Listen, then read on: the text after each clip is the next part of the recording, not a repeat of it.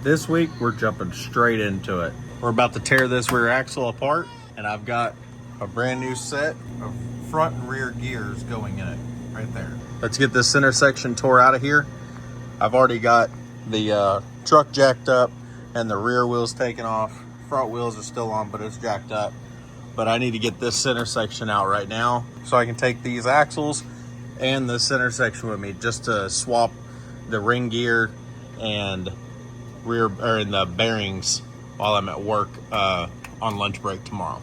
All right, so here we go. I'm gonna start ripping all this stuff apart. Already smells like crap.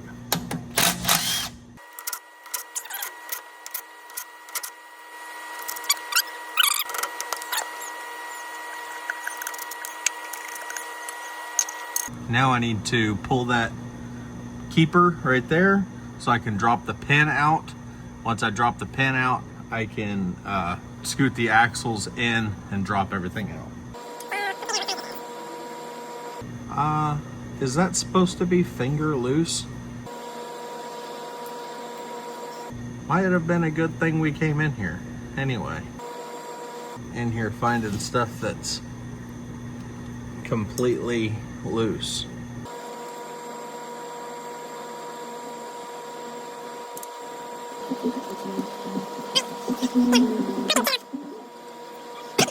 So there's the pin.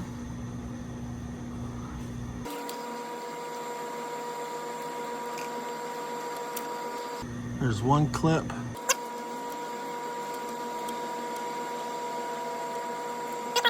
All right, so now we've got the two axle shafts pulled out.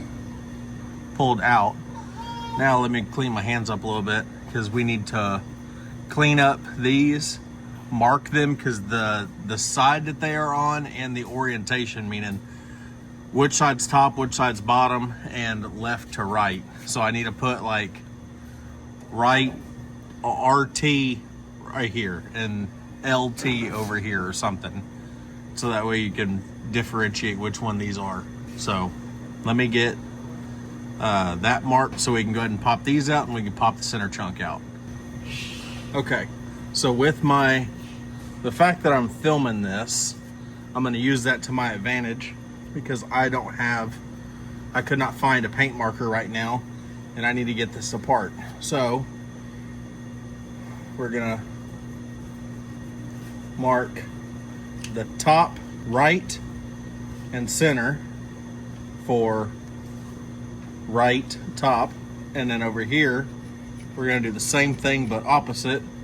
So left top for left top, obviously, but so that way we can pull these out, and I have them also on video.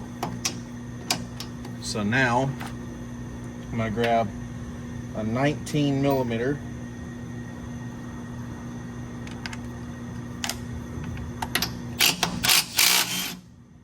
and this truck has 200,000 miles, so it's a possibility that once I pull this one it could start. Yeah, that's what I thought. It was going to be pretty loose.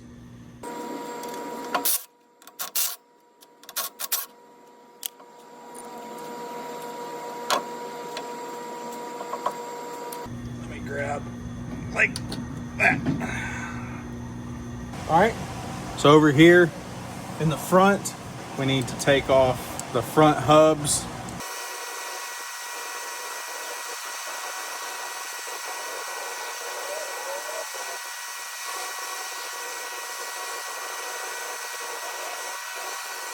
All right, so now there's a snap ring right here and there's a retaining ring around this edge that right back there, you can see the split in it right there in the middle. So I'm gonna pop that retaining ring out and that snap ring out real fast, and then we can pull this section of gears out.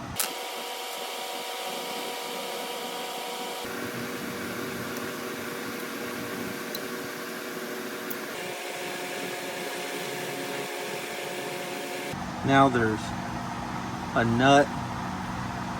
There's a couple of nuts back here, pull those off.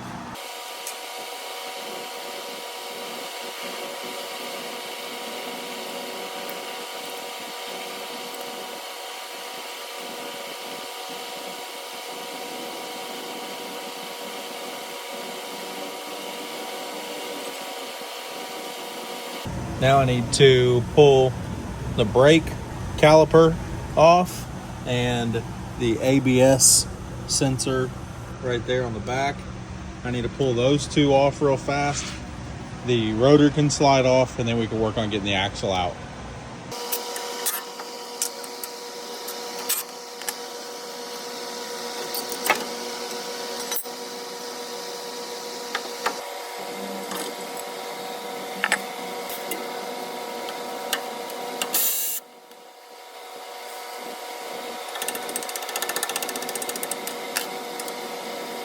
All right, so now I need to pull these off of here.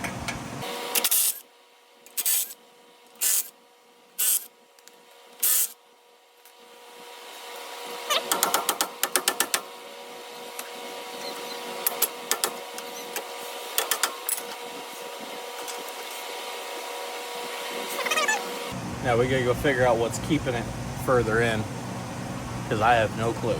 So my educated guess is I need to pop that right there,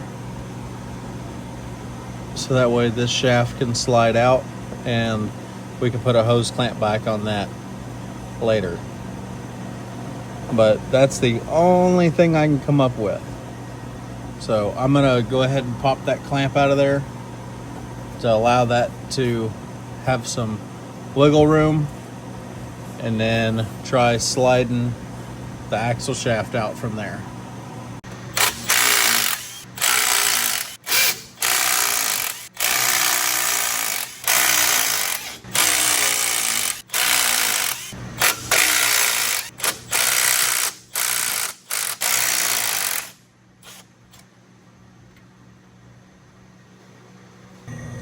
All right, so back here to the back, I've already got the rear end new bearings put on, new ring gear installed. That's the old front ring gear, that's the old rear ring gear. This right here is the new pinion gear for the 8.8 rear. That's the old right there. Now I need to pull all the races and everything out of here. So I'm gonna go ahead and knock those out real quick. Once I get those out, then we can work on setting the lash, or putting the shims and setting lash and everything on the rear end up here into place. And once we get that set, then we can put the new pinion in and set depth and everything on that.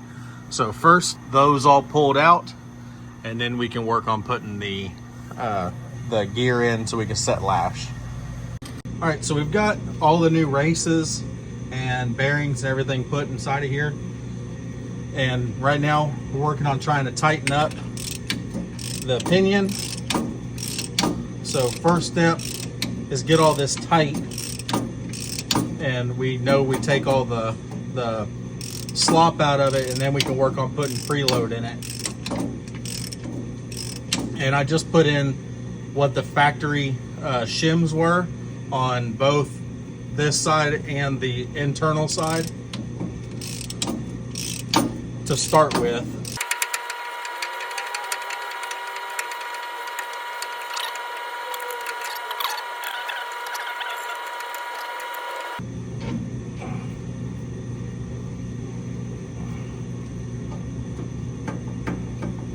See, we're starting to get tight, but we have that crush sleeve in there.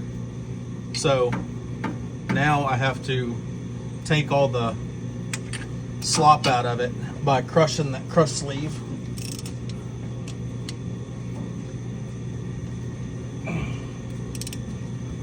All right, so I didn't finish the video on showing y'all the inch pounds, but man, me and Chad were working on it, and we finally got that set.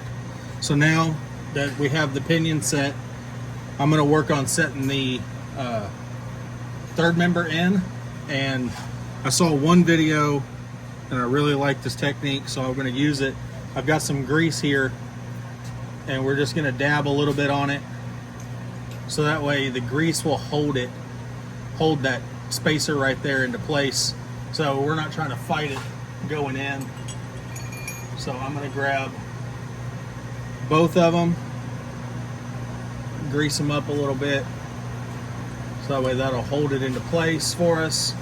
We knew it was kind of sloppy to start with, that there was already we're gonna have to put shims in it, but we need to figure out what direction, how much, and all that stuff. So I've got my races and the third member here, so I'm gonna try to put all this in.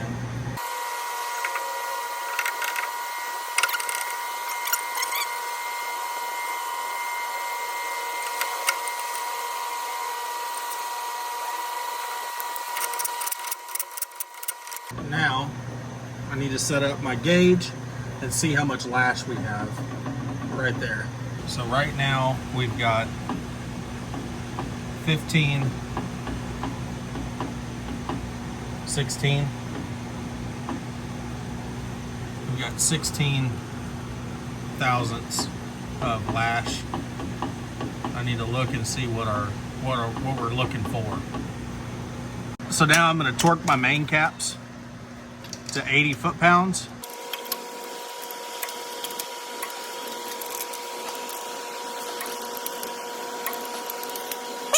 We just went through here and set the lash, but I'll show you real quick what we came up with. We've got 11, and it's calling between 8 and 12. We got 11. So I'm gonna call that good. So now I need to check the wear pattern on the rear end. So let me get the compound all set up and put on here, so that way we can spin it and check wear pattern.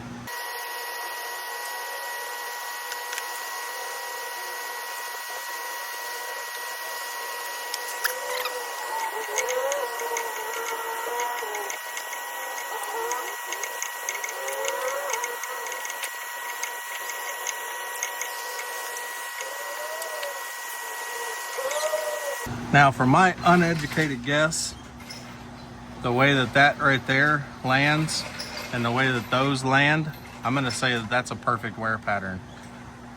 If it's not perfect, it's good enough. I'm happy with it. So now to the not fun part of this whole project, because this gear is so much thicker than the factory, we are going to have to grind the corner of this gear right here, so that way our pin will drop through to hold our C-clips for the axles. So I need to go ahead and grind the very corner of this gear, and that gear alone. I'm not sure how much y'all can see past my big head. There we go.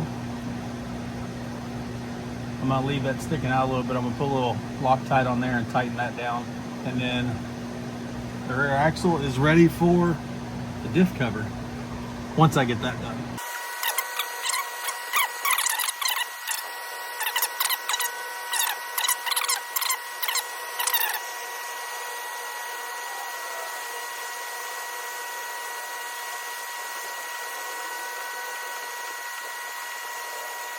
I'm gonna go ahead and clean this gasket surface around here, so that way we can get ready for the diff cover to go on.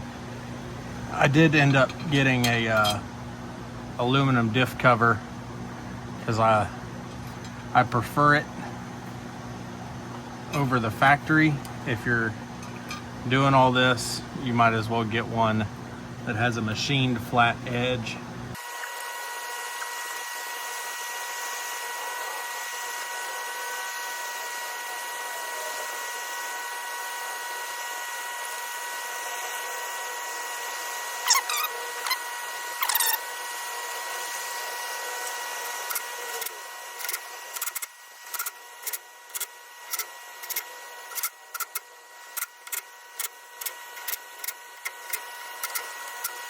Now these two just have a little jack bolt that goes down and sits against those main caps. So it's just there to make sure that your main caps don't ever walk off. So just get a little pressure on it and that's it. That's it. Just needs a little pressure on those just to make sure the main caps don't move, and they're done. Now all I gotta do is put the drive shaft on and fill the rear full of fluid, and the rear is done. We gotta go to the front. All right, so we just got the rear end filled. I've got the back tires on. It's all, right now the rear end is jacked up to ride height. So that way it's filled to the proper fill mark. I don't know if that's how somebody wants you to do it, but that's how I did it. Instead of having it at full droop, obviously this is going to be the ride height of the truck. So I have the weight of the truck on itself. There we go. We did use 75-140. That's what LMR, late model restorations, suggest for the 8.8 and also the Dana 44 front. So that's what we're using. I did opt to get the squeeze bag, but I've been refilling it. I didn't spend the money for all the squeeze bags. So now let's go build the front diff. All right, so the front diff, we already pulled the center section out of it, so that way I can take it to work and change the ring gear, which is all I've done to it. I haven't even tightened up the ring gear. It's just put on the carrier right here. All I did was install the new ring gear on it, and I'm gonna have to pull each bolt out and go through and torque it up. But right here we need to pull the pinion out.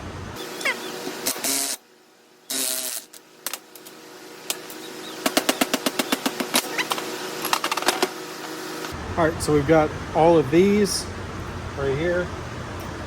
We've got one underneath the race for some reason. I find that a little weird, but upon talking to a buddy of mine that does a lot of hot rods and 4x4 stuff, done a lot of racing over the years, stuff like that, he told me his process on it, and it worked good for us on the rear. So I'm gonna mimic that on the front, which is take everything you have in there and just put it back in. So with the new gears, I'm just gonna put everything back in the way this was. So I need to get this bearing off and get those shims that are underneath that out. I'm gonna drop those onto the new one and then slide the new bearing on. And I need to finish getting this bearing and race out of this side. And once we get that done, I can put the new races in and start assembling on the pinion. All right, so right now we've just put in all the new bearings and everything on the pinion. As you can see, it's completely loose. We also went ahead and put new bearings in the side. We put a new seal on this side, then get a bearing on that side. And then now we're gonna start tightening all this stuff up. So what I'm gonna do is put that in there like that, where I can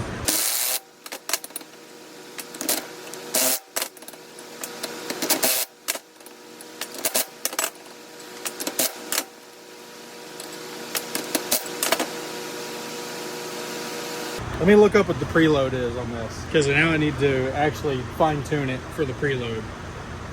All right, so we got the preload set on the pinion. So now I need to turn this around and set that down. And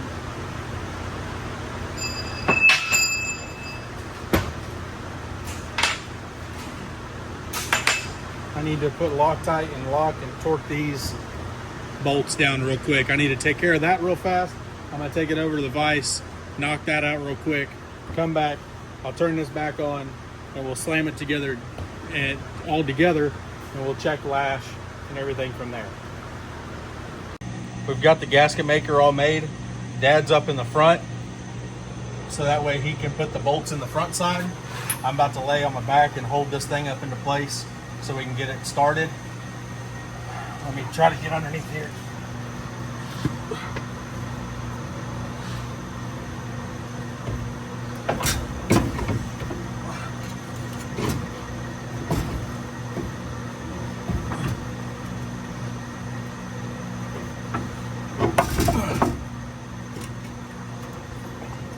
I can squeeze it from the top.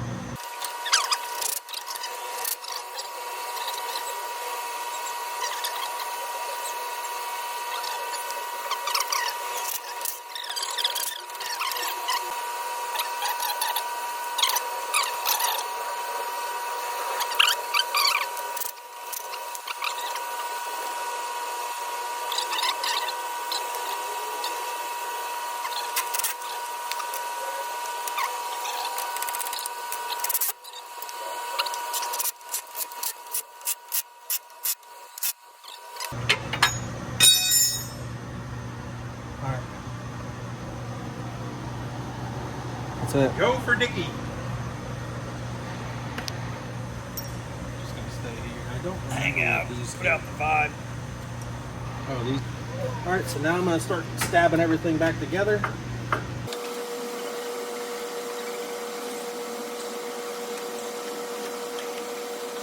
There we go. I'll slide this back over top.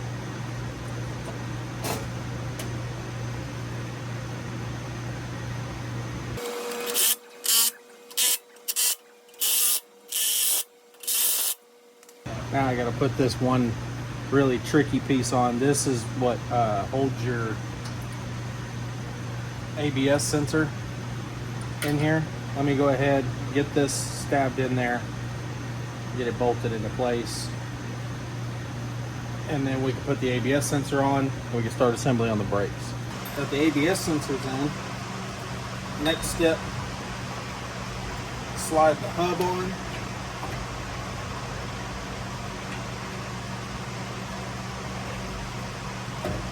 Make sure that bearing back there stays seated. And I had to run to the store on the other side. So over here, I'll be able to show you a little better. But you got to put this locking ring in. And whenever I took this all apart, the locking ring was finger tight. So over here, I had to go buy this special four-wheel drive hub tool.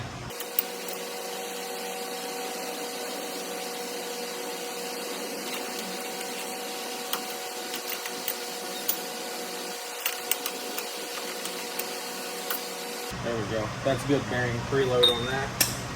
Now you put the second piece in. It's got a keyway right there at the top, and that keyway aligns with the top over here.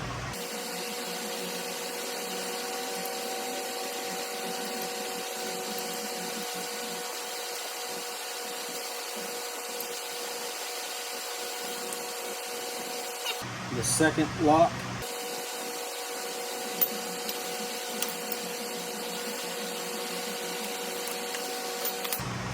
There we go. Now, take our four-wheel drive engagement, slide it into place. There's a ring, a locking ring. Go ahead and slide that in.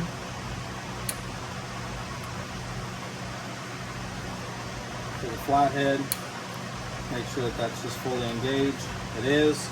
Now there's a snap ring that goes onto the end of the axle.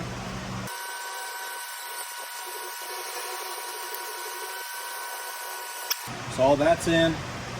Now we just need to put our little engagement.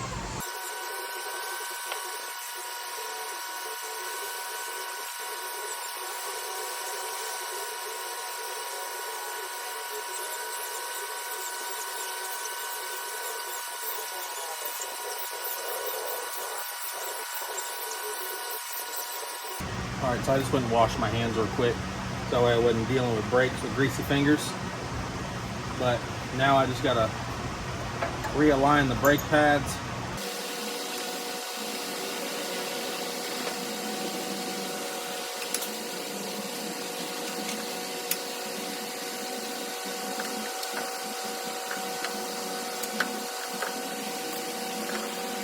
Toss the caliper on.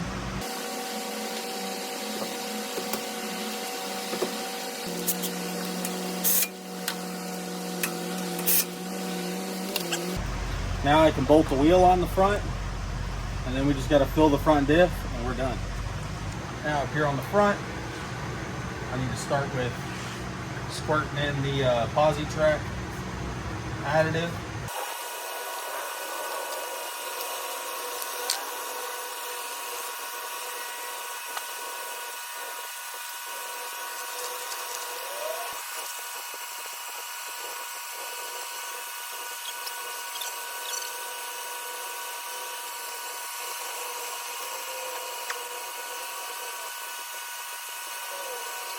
All right, so we filled the diff in the front. Now I'm going to take it down off jack stands and I guess load up, and we'll give it a test drive on the way home, see how it goes. Well, I'll come back up here and clean up this mess tomorrow. But the 40 feet test, backing it out and parking it right here, feels great. It didn't clunk into gear or anything, so we'll give it a test drive down the road and see how it does. Final conclusion, we are driving down the road right now. Speedometer says 45.